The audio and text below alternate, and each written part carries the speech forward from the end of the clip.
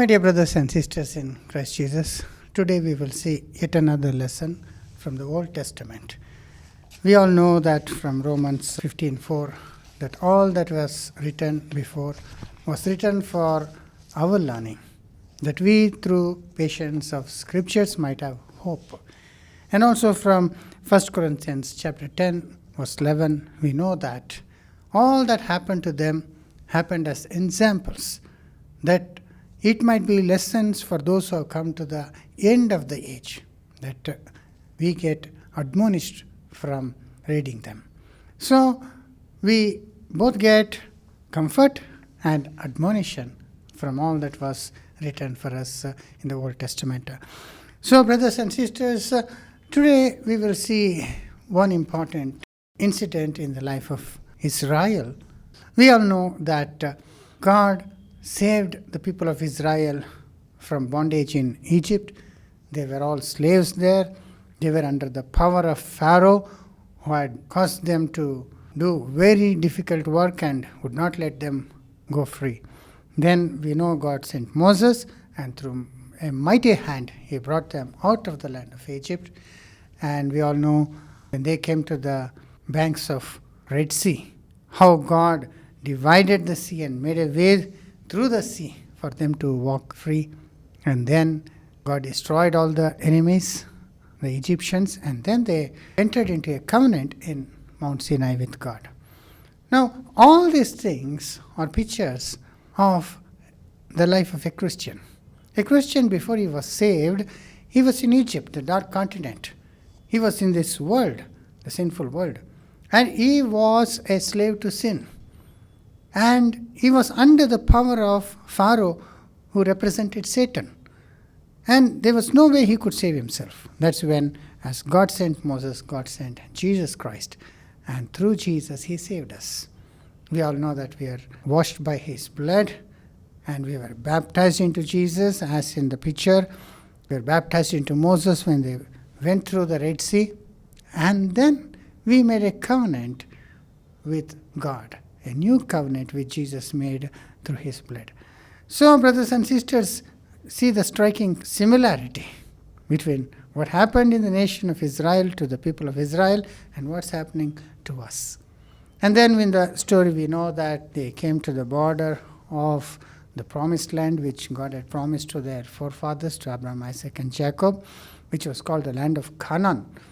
And then the first time when they came, they became unbelieving, and God had to send them back to the wilderness for 40 years. And after the end of 40 years, they are again back at the brink of Canaan. And then the person who was leading them was Joshua. And at that time, God tells them to go and conquer the land.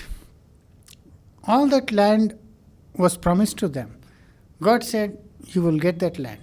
But they had to fight for it. They had to defeat them and drive them out. So there is what we will see our lessons today. Brothers and sisters, many Christians think that once they believe in Jesus and are baptized, that they are saved and that they don't have to do anything.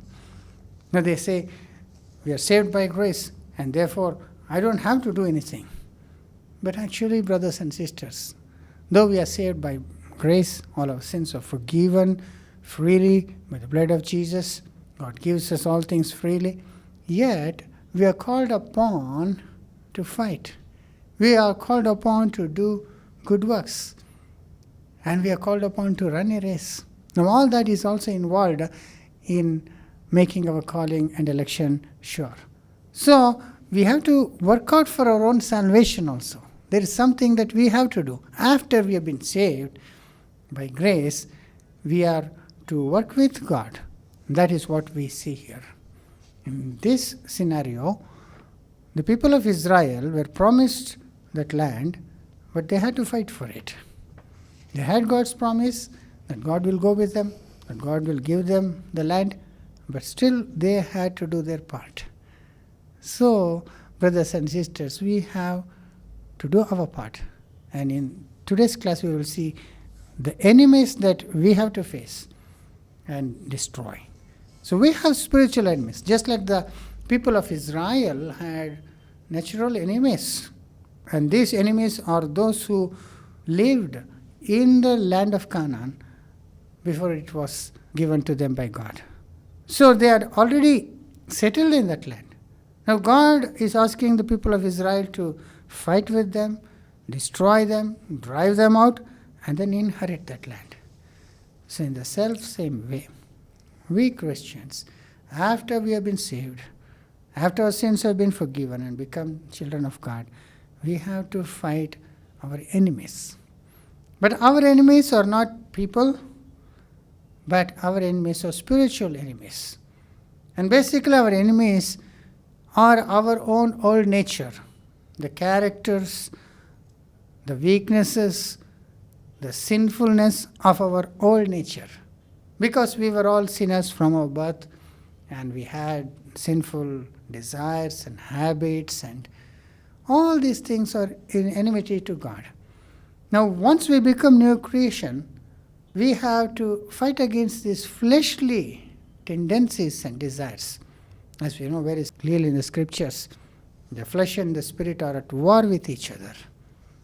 The fleshly man or the old nature always wants to fulfill its sinful desires, wants to do what is pleasing to self. But the new creature wants to please God. And therefore they have to overcome by fighting the old tendencies and fears and weaknesses. So that is what we see here as the enemies that Israel had to face. So first of all, we'll read Philippians Chapter 2, verse 12 and 13, where we very clearly see that we have to do our part in working out our own salvation, even as God also works with us. We'll read from Philippians Chapter 2, 12 and 13. Wherefore, my beloved, as you have always obeyed, not as in my presence only, but now much more in my absence, work out your own salvation with fear and trembling. There you see. He's saying, work out your own salvation with fear and trembling. He's saying, you work out with great fear and trembling. You see. So, there is something that we have to do, and we have to do it with great fear and trembling also. But then, he continues. For it is God who works in you. There you see. For it is God who works in you. Both to will and to do of his own pleasure. See, it is God who works in you, but you have to work out your own salvation with fear and trembling also. So it is both ways. It's not like saying, God has done everything and I don't have to do anything. Or it is not like, I have to do everything on my own and get salvation by my own works. That is not how it is. We are saved by grace, and we are called to do these good works. Brothers and sisters, we are not saved by good works, but we are saved to do good works. That is very clearly given to us in Ephesians chapter 2, verses 8 to 10. For by grace are you saved through faith, and not of yourself, it is the gift of God. Not of works, lest any man should boast. So very clearly he says, it's not of your works. And then verse 10, for we are his workmanship, created in Christ Jesus unto good works, which God hath before ordained that we should walk in them. So very clearly it is not of our good works that we are saved, but by grace. But then he says, for we are his workmanship, created in Christ Jesus unto good works. We are saved so that we may do good works. So, brothers and sisters, we have to do good works, and we have to do good fighting also. So that's what Paul says, I have fought a good fight, I have finished my course, I have kept my faith, he says. So he had to fight. Though he was saved by grace, yet he had to fight. He had to run and finish the course.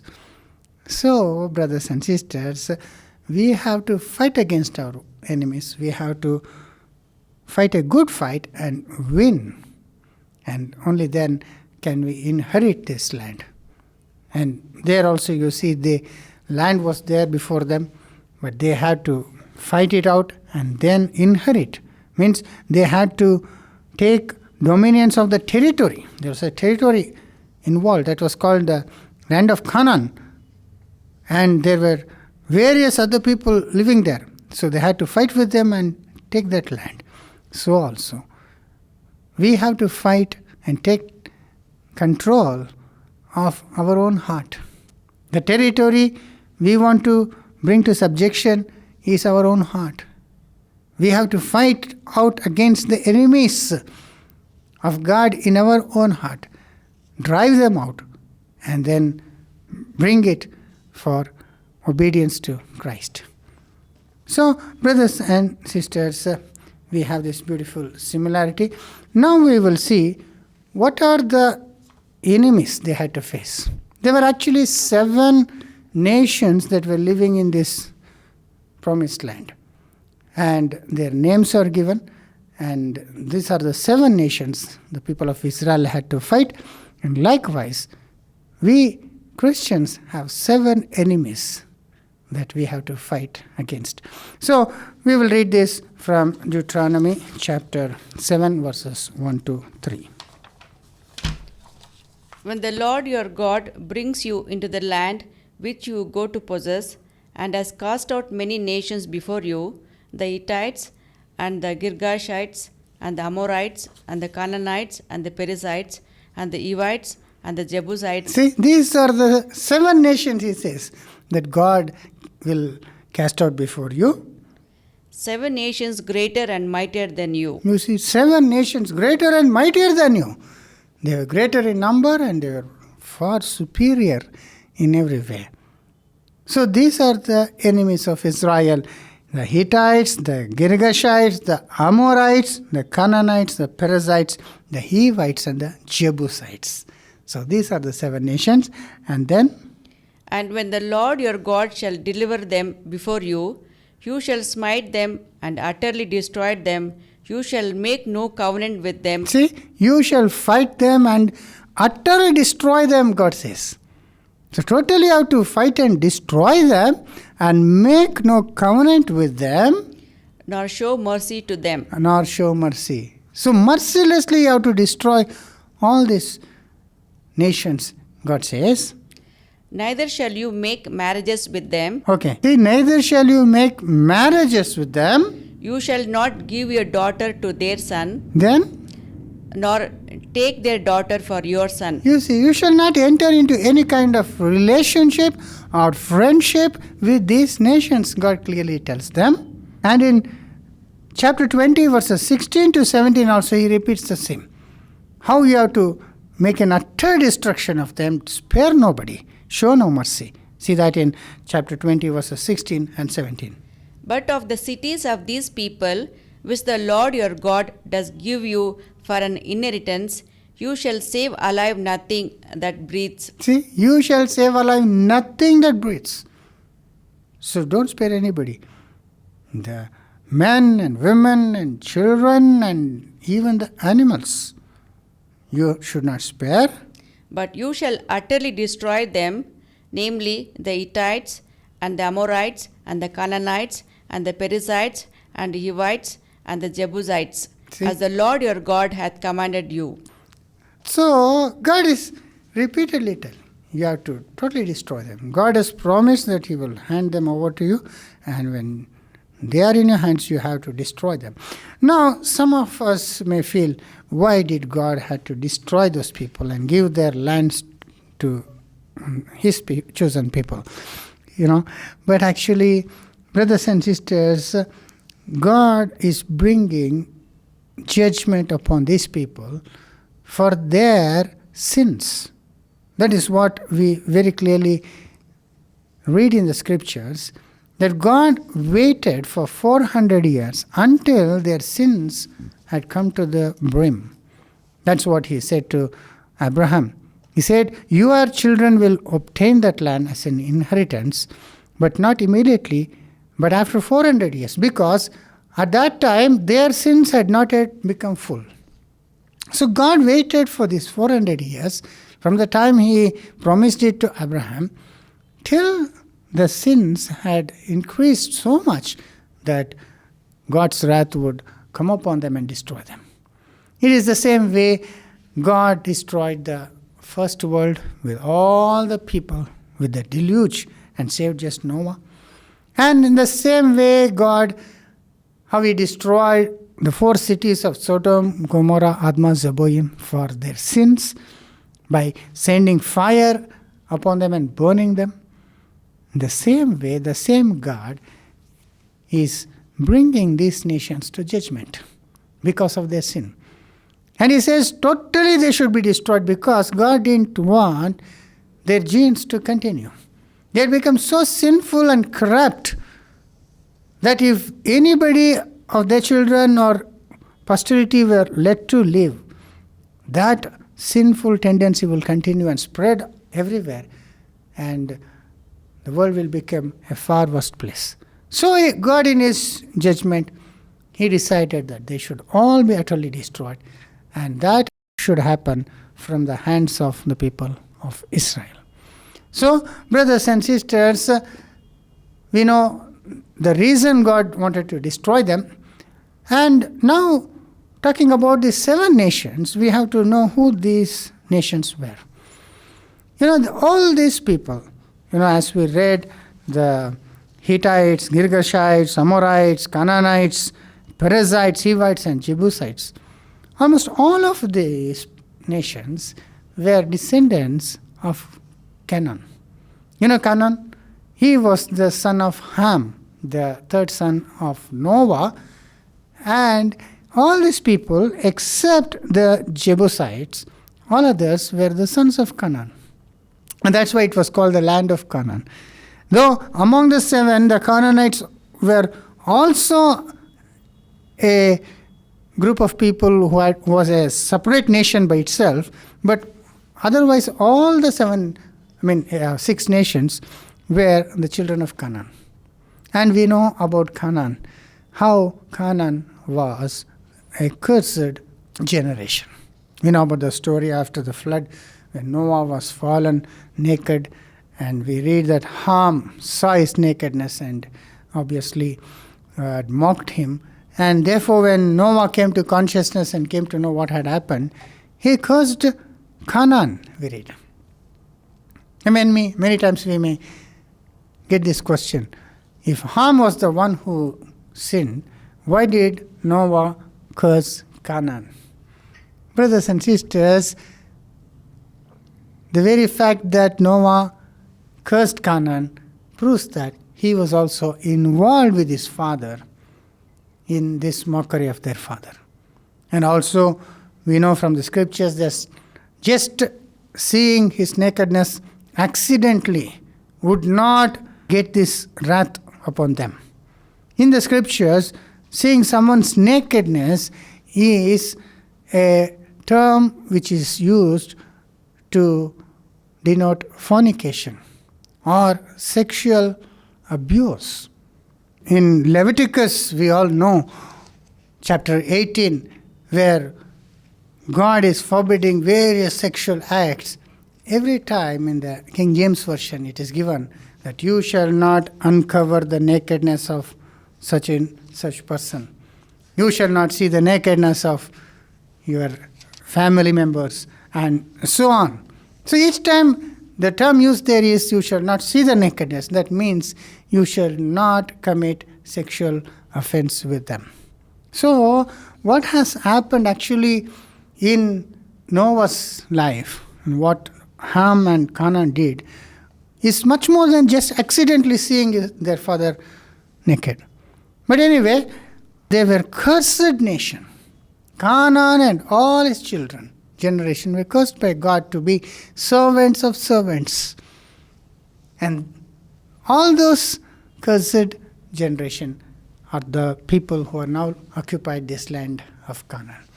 So God is asking Israel to destroy them utterly. So we have a general background of who these 7 nations were, and now we will go into the background of each nation. And then we will identify what spiritual enemy they represent. Because each of these nations, the very meaning of their names and their dominant characteristics all point out to some spiritual enemy in our own life, which we have to battle. So, by making some research, we can understand what were the main characteristics or sinful habits of these 7 nations, and we will see how we can identify them in our own life and how we have to fight these enemies. So first of all, we'll see about the Hittites. Now, Hittites, the very name means terror. These were the people who were giants, it seems. They were so fearful in their appearance and they were so strong that the first time Israelites sent spies into the land, they saw these people and fear came upon them, and they came and told others that there are giants there and we can't fight them. So such were the Hittites. They used to instill fear and discouragement into others by their very appearance. So, brothers and sisters, what we can understand is that the Hittites is the weaknesses of fear and timidity in our life. That is our enemy. Fearfulness and cowardliness. That is the nature which we have to fight against and overcome. Well, brothers and sisters, we should fear God. That is in the good sense of fear. Fearing God is good. But when we trust God, when we know God, we are God's children, we should have courage. We should not fear the time of pleasing God. In fulfilling our responsibility or defending our own selves or those who depend on us, we should not fear. We should not fear to do good. We should not fear to fight injustice. So, fear in some ways is very bad for us. It is the opposite of courage. So those who fear will not be able to please God. They will not be able to fight and succeed. So the fear, our own fearfulness, is an enemy to us. And we are called upon in the scriptures to be strong and bold and be faithful. So these are the Hittites which we have to fight in our life. So, brothers and sisters, when we talk about fear, Proverbs chapter 29 verse 25 we read, "Fear of man will prove to be a snare, but whoever trusts in the Lord is kept safe." So fear of man will bring a snare upon us, but he who trusts the Lord is safe. So we have to trust God, and we should not fear men. We have to fear God, but we should not have that fear of men. That is not going to be good for us. We should have faith and be bold in the strength that God is with us. So, brothers and sisters, this fear is our first enemy. And we have to not fear as long as we are in the right path. But if in any case we do wrong, then we have to fear. That is made very clear in the scriptures where it says that you do wrong and you are bold. That doesn't amount to anything. If we are doing right and then we are bold, and then that is the right thing. But if we do wrong, we have to fear because of the consequences. But as long as you are doing that which is right, you should not fear. So that we see in Romans chapter 13, verses 1 to 7. "Let every soul be subject unto higher powers, for there is no power but of God, the powers that be are ordained of God. Whoever therefore resists the ordinance of God, and they that resist shall receive to themselves damnation." So he says the powers that be are ordained of God. And then, "For rulers are not a terror to good works, but to evil. Wilt thou not be afraid of the power? Do that which is good, and thou shalt have praise of the same. For he is a minister of God to thee for good. But if thou do that which is evil, be afraid, for he bears not the sword in vain. For he is the minister of God, a revenger to execute wrath upon him that does evil. So when we do evil, we shall fear the authorities or those in power. But when we are doing that which is good, we should not fear. So, brothers and sisters, we should understand the difference here. The first person in the Bible of whom it is written that he feared, that he was afraid, you know who that is? That is the first person who sinned against God. And that is Adam, what we read in Genesis chapter 3, verse 10.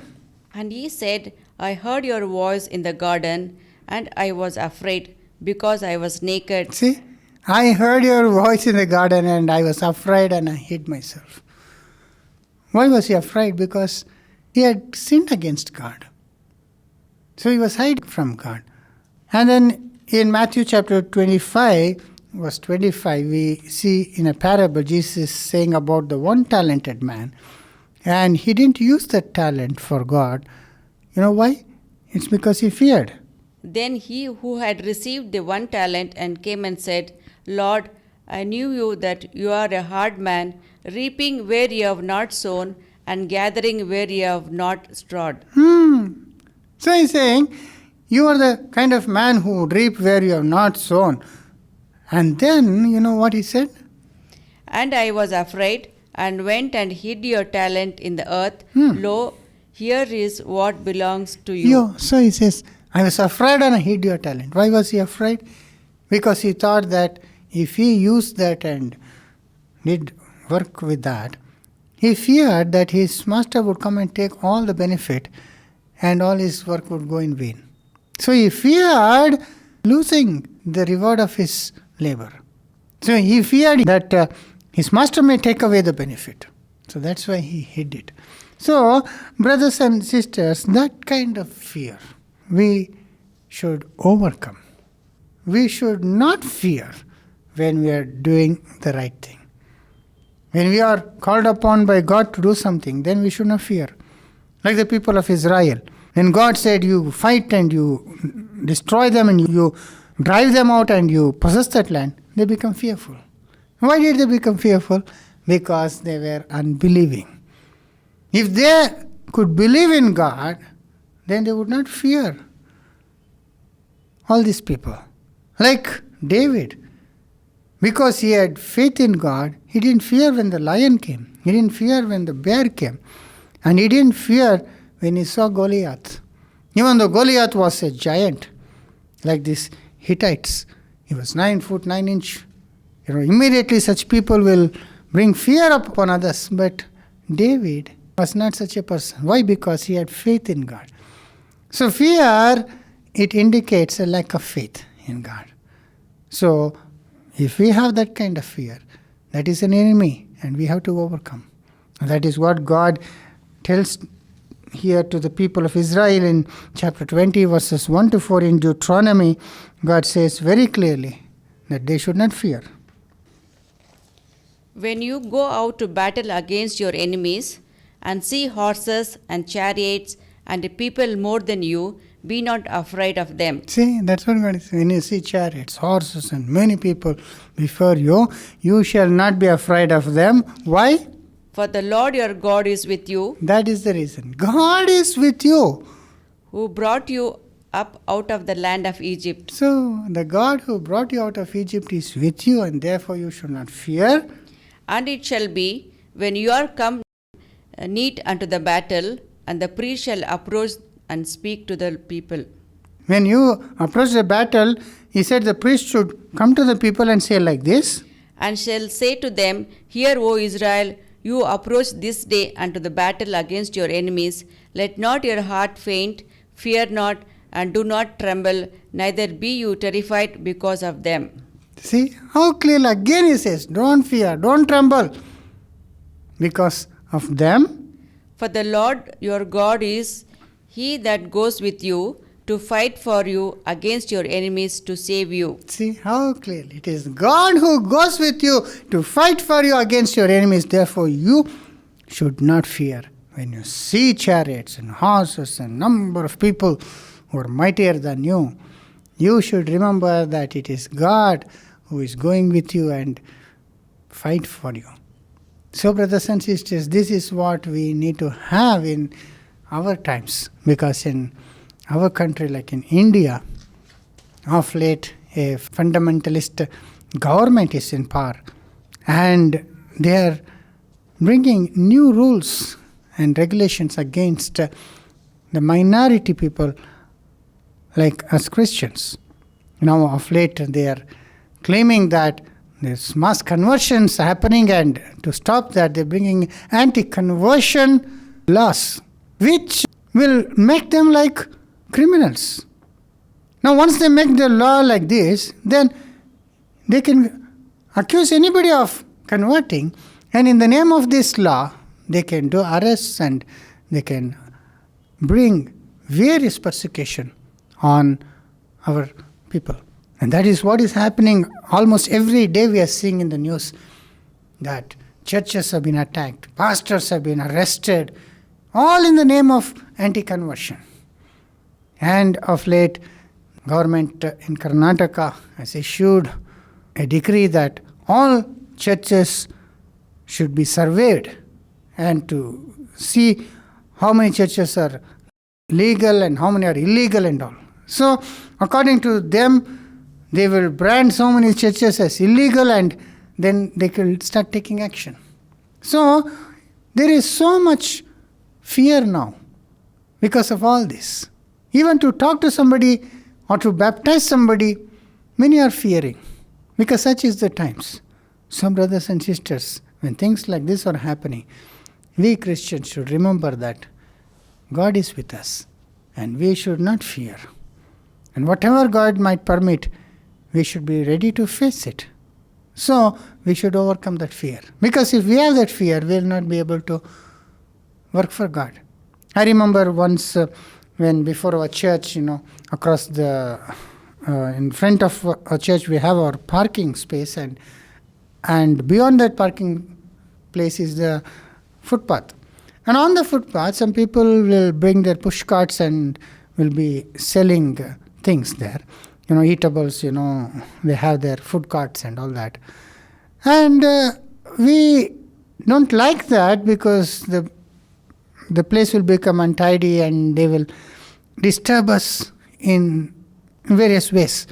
And rodents will come and they'll make the place dirty and all that. But yet we bear with them. But once, what happened, that they started getting down into our parking place. And then we had to go and talk to them. Because if we permit them, then they continue there, and then we will not have parking place for our own use. And then I was there, and there was another brother with me, and I said, come with me, we will go and talk to those people. And as I was coming down the steps, that brother, he began to, delay his following. So slowly he started to come so slowly that finally when I reached the spot and I'm talking to that person and look back, he's not even there. Now he was fearful. He didn't want to be with me, because he was afraid that maybe some argument will take place or whatever it is. He didn't want to be there. And after I had spoken to him and as I was returning, then he was coming down. You see, just to be with me also he was afraid. So like that, if we have that kind of fear, we cannot please God, we cannot do any good thing. Brothers and sisters, one of the first enemies we have to fight is the Hittites, the fearfulness.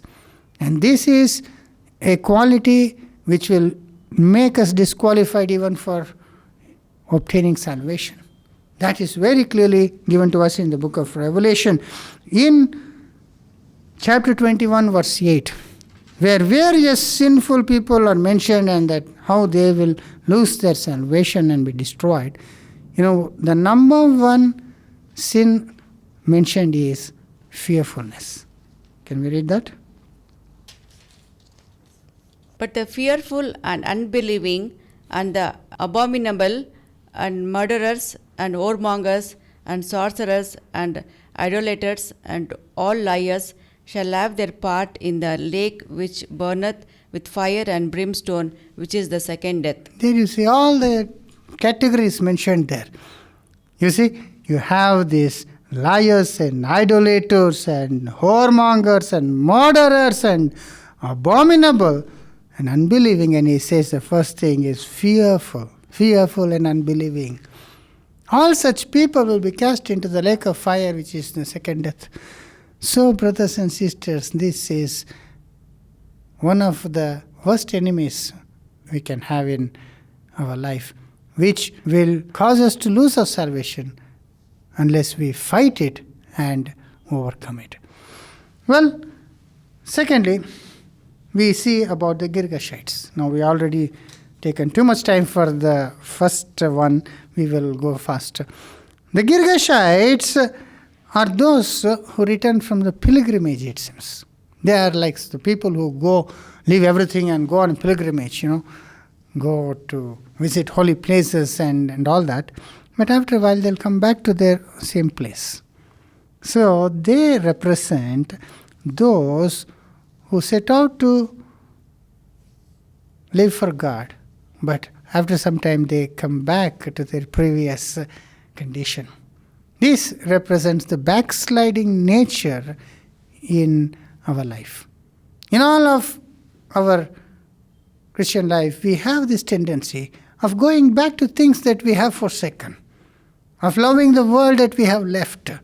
So, brothers and sisters, we have to understand that this is an enemy for us and we have to fight that tendency.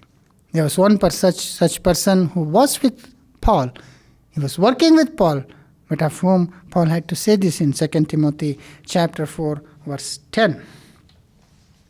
For Demas hath forsaken me, having loved his present world, and is departed unto Thessalonica. See, for Demas has forsaken me, having loved this present world, he says.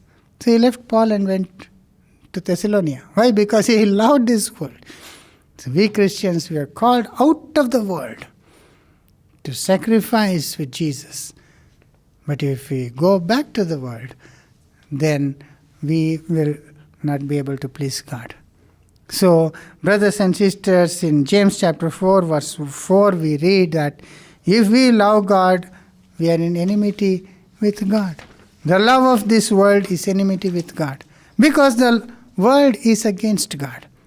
Now we are called out of the world, and therefore this quality of returning to the world, to love the world. Very clearly in 1 John chapter 5, we all know that he who loves the world, the love of God is not in him. For all that is in the world, the lust of the eyes, the lust of the flesh, and the pride of life is not from God, but is of the world. So very clearly, brothers and sisters, the Gergashites were those who came back from their pilgrimage. That means it represents those who go back to what they left, to love the world, and so on. So we have to overcome this tendency. And the third enemy is the Amorites. And about Amorites, we read that they were people who were arrogant and boastful in their speech and who were always challenging. So Amorites, the predominant characteristics in them is that they were arrogant and boastful. And then we read that they had high self-esteem and pride, which led to finding fault with others. So such were their nature. They thought very highly of themselves, prideful, and then boastful, and then looking down upon others. In Proverbs chapter 8, verse 13, we read, the fear of the Lord is to hate evil. And God says, I hate pride and arrogance, evil behavior and perverse speech, God says. But that were the conditions that was in Amorites. So brothers and sisters, we have to be careful that we do not permit this Amorites nature to continue in us. Though we all are born with this, Yet when we become new creatures, we are called upon to fight against this and rid them from our life. And we are called upon to be humble and patient. And in Romans chapter 12, verse 3, we read that none of us should think of ourselves more highly than we ought to think of. So we all have certain gifts and talents which we have received from God. So we all have our worth, we all have our place in God's church. Yet we should not think more highly than we ought to think. And that is what we have to overcome. And fourthly, we know about the Canaanites. And now Canaanites are those who were called financial giants of those times, it seems. They were always into business, into making money. All their dealing was business-minded. Whomever you talk to, whatever you do, they used to think how they can make money out of it. And they were all motivated by greed and lust for accumulation of material, wealth, and earthly things. So that is another tendency which we might have from the old nature, to love money, to love possessions. So, brothers and sisters, that is what we have to overcome. That is an enemy for us. In James chapter 4, verse 4, we read, "You adulterous people, don't you know that the friendship of the world means enmity with God?" In 1 Timothy chapter 6, verse 10, we read, "The love of money is the root of all evil." So which we should fight against, the desire to make money. See, putting business before everything, giving value to material things, worldly things, earthly things, more than the spiritual things, is an enemy to us. And we have to overcome this tendency. So, brothers and sisters, there are some who give in to all this. They would go and work in a place where there is no fellowship, where there is no scope for doing God's work, yet they will go there just because to earn money. For them, their profession, their career is more important than spiritual life. We should not be like that, because they are the qualities of the Canaanites. And then, fifthly, we read about the Parasites. Now, these Parasites were such who would separate themselves, and they lived in unprotected cities and unwalled cities. So they would not be together in a city, in walled cities, but they would live reckless life. They didn't want to be restricted. They didn't want to be under any discipline. They wanted to live freely. Do what you like. So that is the kind of spirit that these Parasites had, it seems. And in Proverbs chapter 25, verse 28, we read, "Like a city whose walls are broken, such is the life of a person who lacks self-control." So, like a city without walls, which is broken down, desolate, such was the condition of Parasites. So this is the character of many people who don't want to come under any discipline. They want to live life freely, do whatever they like, brothers and sisters, but we should not be like that. God has called us a church. We should be together in church, in fellowship, under the authority of the elders and their guidance. We should be together. But there are some who want to separate themselves. That's what we read in Jude chapter 1, verse 19. These be they who separated themselves, See, these be those who separated themselves, sensual, having not the Spirit. They separate themselves. See, they do not continue in any church. They find some fault and they separate themselves, and if possible, separate some others with them. And later on, even there they will not be together. They will again separate out. And Satan uses such people to divide the church. They will cause divisions. So they would not be together. But like the Parasites, they want to live in unwalled cities. They don't want to come under any authority. They don't want to be answerable to anybody. And such is the spirit of Parasites, and we should overcome that. The scriptures very clearly always asks us to not forsake the assembling of ourselves, together. And we have to do this all the more as we see the day approaching. God has called the church as the flock of sheep. We are always together. Sheep is always together. Not like the tiger or the wolf, they can roam freely alone. But we sheep always be together. Here's where we can learn to forgive one another, learn to love one another, learn to bear with one another and to encourage one another. That is how we are to be. And then sixthly, we read about the Hewitts. Now, Hewitts are those who wanted to have a good life. They didn't worry about what others thought, but they wanted to live in luxury. That is what they wanted. They wanted to enjoy this present life and live as the number one in everything. They wanted to have lofty lifestyles and they wanted to be comfortable, and all importance was given to that kind of a spirit. So, brothers and sisters, this is not what a Christian is called for. The life of a Christian is a life of sacrifice. Jesus said, let him deny himself and take up the cross and follow me, if anybody want to follow me.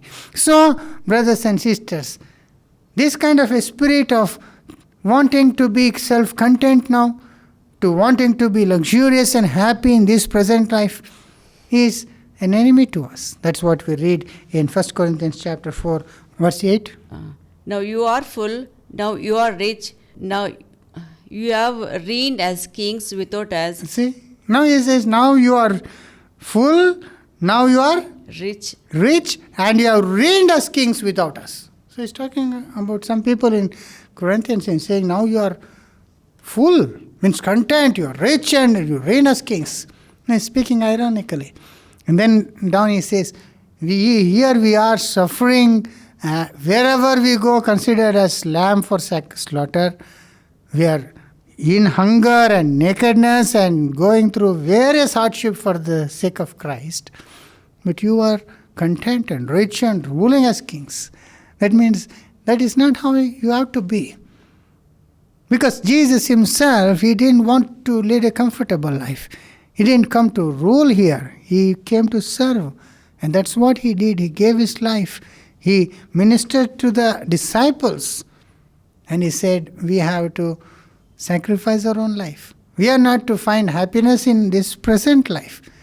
This present life is a sacrificial life. Our glory, our happiness is eternal. When he comes, that is what we receive from him. And then we will rule with him also. But right now we are called to suffer.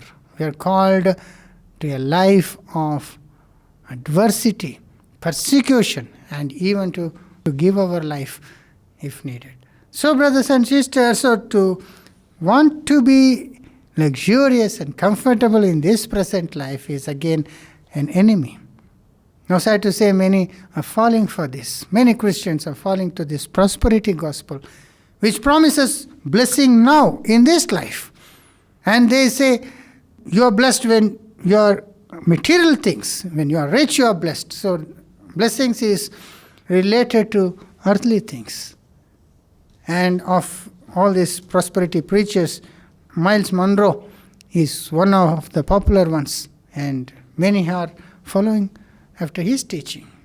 His concept is that the kingdom is within you, means that is everything. The kingdom is within you in the sense that the church is the part of the kingdom. The kings, the future kings, they are being prepared. But then we have to pray and wait for the kingdom to come. When Jesus returns again, that is when the kingdom actually begins. Now we are being prepared for that kingdom. But according to Miles Monroe, this is the kingdom, and now we are to rule as kings. And he says, since we are God's children, we should not be less in any way to others. And he says that in worldly terms, the way we dress, the kind of food we eat, and the lifestyle should not be second to none. And saying like that, he made a lot of money, and he purchased an aeroplane, and of course later he died in that plane crash also. Brothers and sisters, but many people still follow his teaching. They want to live luxurious life, They want to eat in very big restaurants, live luxurious life, Some of them even have fallen into debt trying to live like that. But that is a false teaching. That is a deception. Here, even if we are rich, we are to give up our riches. That's why Jesus Christ, He was rich, became poor for our sake. And if we are followers of Him, we cannot use all this for our own comforts. We have to use this for others. There is so much need in this world. We have to help others out. There is no glory in living a rich life here. If that is considered as a sign that we are God's children, then Mukesh Ambani and Adani and these great billionaires, they are more like God's children than us. The fact that we are God's children should be seen in our holiness, in our love, in our patience, and in our servitude. That is how Jesus Christ said, the people will know you are my disciples by your love, by your character, not by our outward show or by luxurious life. Brothers and sisters, that is a deception, and we have to overcome that. And finally, the Jebusites. And these were the people who were not from Canaan, but they had settled in that land. And these were the people who exploited and polluted others through their immoral activities, we read. So these were more sensual. They were adulterous and unclean, and that is what they found pleasure in doing so. But brothers and sisters, that is an enemy. We have to fight against that, because that being in us, it will disqualify us to be heirs with Christ. So, brothers and sisters, in Colossians chapter 3, verse 5, we read very clearly, we are called upon to kill these desires in us. Colossians 3:5. Mortify therefore your members which are upon the earth, fornication, uncleanness, inordinate affection, evil concupiscence, and covetousness, which is idolatry. See, all these things you should kill, he says, mortify. Just like the Israelites were asked to utterly kill and destroy all these nations. So we have to kill and destroy all these natures, these inordinate affections, adulteries, desires, lust, and greed. And all these are our enemies which we have to fight against. See, for which thing says in verse 6 we read, the wrath of God comes. That's why God is going to destroy. But if such qualities are in us, we will also be destroyed. So, we need to destroy these things. So, brothers and sisters, all these things, it will be in our life which we have to overcome. And the people of Israel did overcome and take hold of the land of the promise. But they did not do a complete job. They left out some people. They continued even afterwards, even against God's clear words that you should not enter into relationship with them. You should not have any covenant. You should not get into marriage alliance with them. All that. In spite of that, Israelites tolerated them. And because of that, they had a lot of trouble. And that is what will happen to us, brothers and sisters, if we tolerate these tendencies, this old nature in us, without fighting and without getting rid of them. We will have a lot of trouble. That's what we read in Numbers chapter 33, verses 55. But if you will not drive out the inhabitants of the land from you before you, then it shall come to pass that those which are left remain on them shall be pricks in your eyes and thorns in your sides, and shall vex you in the land where you dwell. That's what will happen. If we do not overcome, they will be like pricks in the eyes and thorns in the side. So, brothers and sisters, that's what happened in the nation of Israel. They tolerated them. They made friendship with them. And later on, they were polluted because of them, and God's wrath came upon them. Their life was so miserable. So, as Christians, we have to fight against this old nature. We should not sympathize with them. We should not let them continue to be in us. It is either we can please God or we please ourselves. So it is a fight. God permitted these things to continue even later on, It was to prove them, we read. We read that in Judges chapter 3, 1-4. We read the purpose why God let some of them continue. God did not totally destroy them, but some of them continued. The reason is this. Now these are the nations which the Lord left to prove Israel by them. See, these are the nations the Lord left to test or prove the people of Israel, who had not seen war. Later on they were born after their land was conquered. They had to again repeatedly face them in order to prove whether they love God or they loved themselves. So, you see, brothers and sisters, all these enemies could not be overcome and destroyed immediately, but little by little they had to overcome. And that is what we read in Exodus chapter 23, verse 30. By little and little I will drive them out from before you until... You says, by little I will drive them out from before you until you be increased and inherit the land. See, little by little. It's not possible all in one day to overcome. But every day, little by little, we have to fight and overcome and destroy these enemies of our spiritual enemies of our life. And then we can inherit God's blessing. So little by little. It is like, some trees which are very adamant, like we have next to our building a banyan tree that has come up. During this lockdown it came up, and initially we didn't know it was a banyan tree. But later on it's become quite large, and then now we realize, now we have to replace that, because that roots are very strong.